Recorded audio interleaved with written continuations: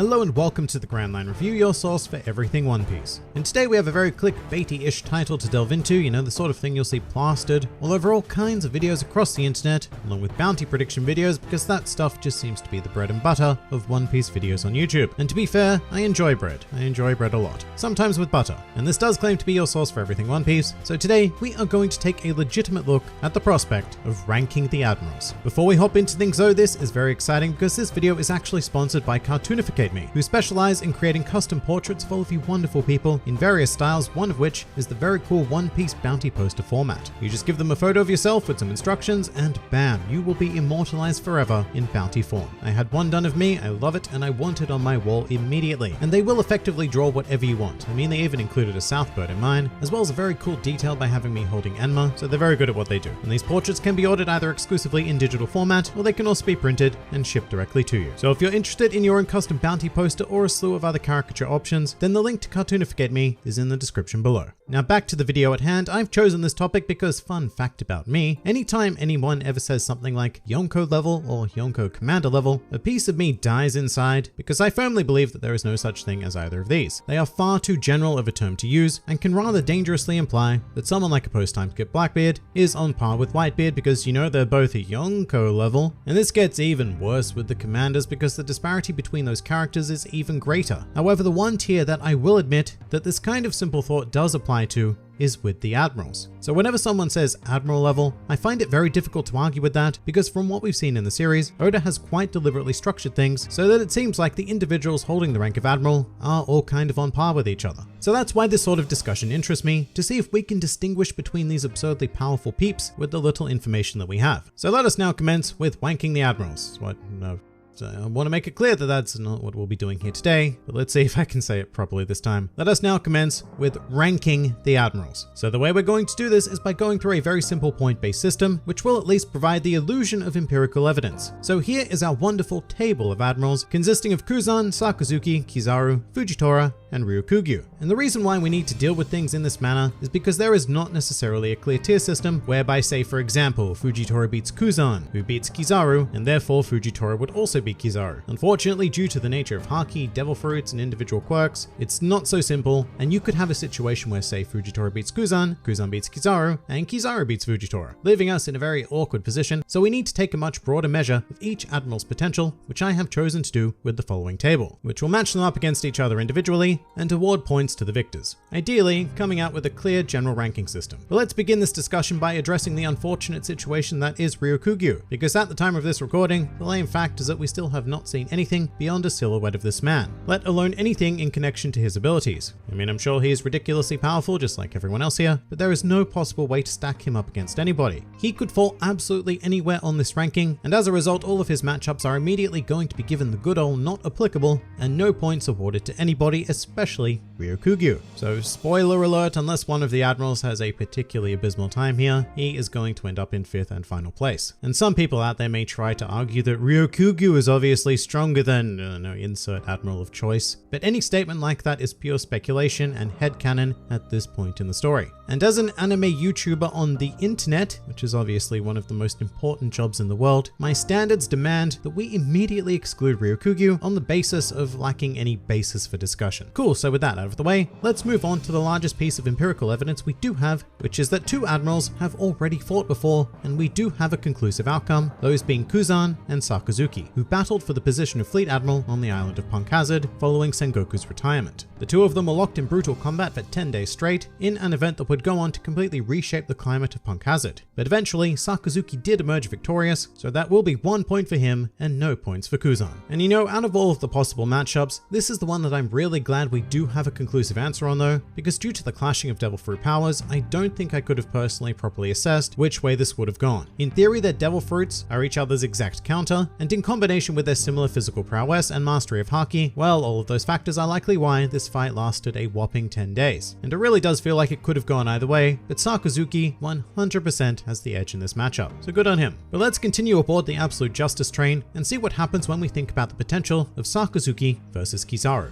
And I want to preface this, as well as any discussion involving Kizaru, by pointing out that his Devil Fruit, the Pika Pika no Mi, does not allow him to move at the speed of light as we know it in the real world. If it did, then every collision he has with matter would result in something of an atomic bomb's worth of damage due to the unfathomable speed of impact. So Kizaru subscribes to a very One Piece light speed consistency, which gives all of his opponents a significantly greater chance against him. He also has another huge problem in that light can only move in a single direction, and once that direction is chosen, it cannot be changed unless it's by an outside force, such as a reflection or a refraction. So it's not like Kizaru can even move freely, at will, in whatever the One Piece world equivalent of light speed is. He has an incredible restriction placed on him, which to be fair, he does use pretty phenomenally. Kizaru's greatest strength in this clash though, is that his Haki has been demonstrated to be roughly the same level of Sakazuki's. Both of them can use advanced armament Haki, so neither of them will have any issues damaging the other and effectively bypassing their fruit powers. In which case, it may come down to pure physicality. And I mean, yes, Kizaru can move faster, but in a very restricted manner. So outspeeding Sakazuki isn't necessarily going to give Kizaru the win. Where I think Kizaru does lose this though, is in his lack of sheer determination. Sakazuki's absolute justice is not just a motto for show. No, he profoundly believes in it and will do whatever it takes to secure this ideology, including taking on the strongest man in the world, getting absolutely wrecked, and living to tell the tale. Kizaru just doesn't have that pure drive, and that is why I wholeheartedly believe that despite some nice movementy tricks, Sakazuki would come out on top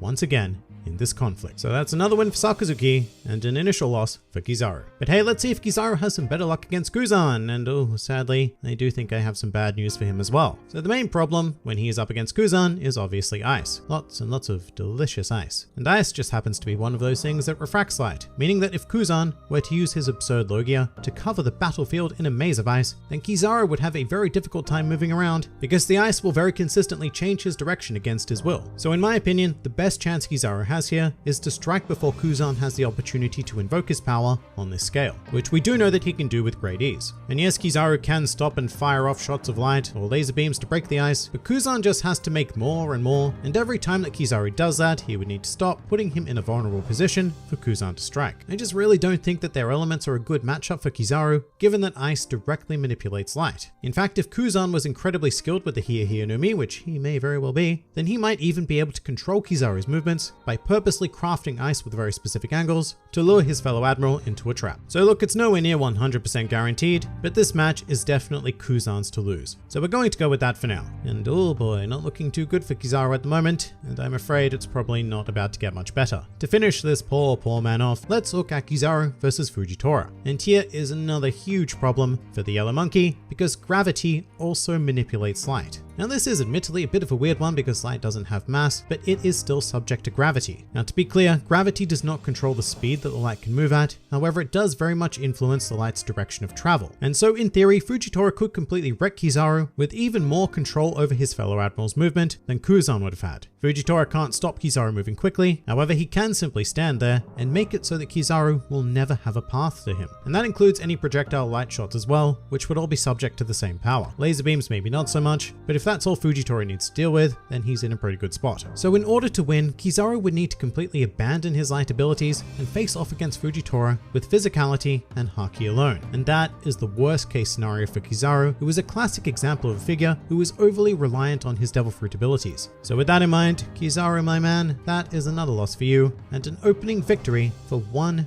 Mr. Fujitora. And the last two remaining conflicts will involve the Blind Swordsman as well, so let's first of all look at Fujitora versus Kuzan. Now this is actually a bit of a tricky one, and I will start off by saying that Fujitora has a very nice counter to Kuzan's icy business, being that he can quite literally summon meteors with his gravitational pull that will eviscerate large portions of Kuzan's icy realm. Plus Kuzan doesn't actually have a great answer to the meteor attacks, because his ice is naturally non-destructive. So at best he could maybe freeze the meteor, but the heat from entry would make that very difficult.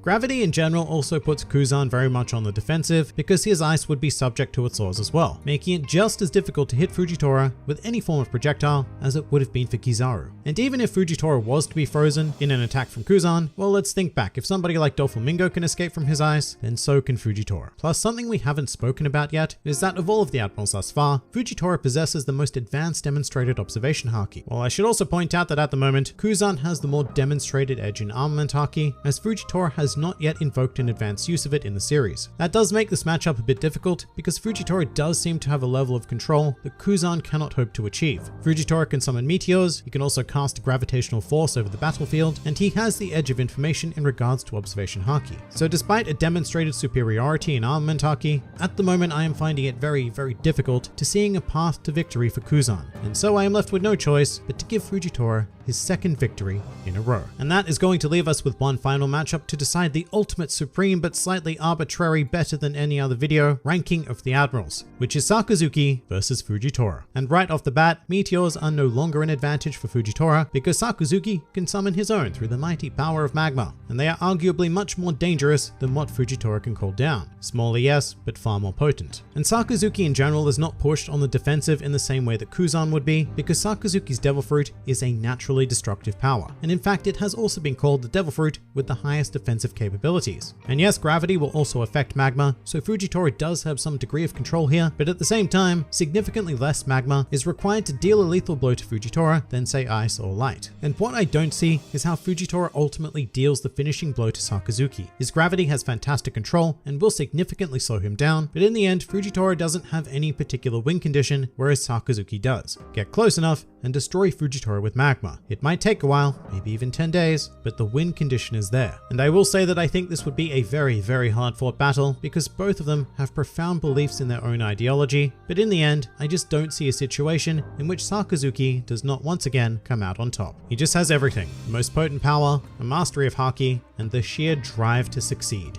And until any further evidence is attained, that is how we're going to play it. And that is our final matchup. So we have our official Grand Line Review Admiral rankings. Whoa! And in 5th place, it is Ryokugyu, because we know nothing about him yet, and that has led to his immediate disqualification. Once he does show up to play, then this becomes a very different discussion, but right now, you're on the bottom, buddy. In 4th place, we have the very unfortunate Kizaru, who despite his incredible power, and I'm sure that a lot of people will disagree with me on this, but he has a very poor matchup against all of his contemporaries, not even managing to secure a single victory in this video. To the bronze medal now, and it is Kuzan, good old Kuzan. His Devil Fruit is powerful as hell, he is powerful as hell, and probably has the best chance against someone like Sakazuki just due to the Devil Fruit matchups, but in the end, even he is outclassed by 2nd place Fujitora. And the power to control gravity, which is one of the craziest things that One Piece has ever introduced, and could very possibly take the 1st place position, but in this case, at the top of the Admiral rankings, we have Sakazuki, quite consistently known as one of the most terrifying figures in the series, and that is for very good reason, as we've explored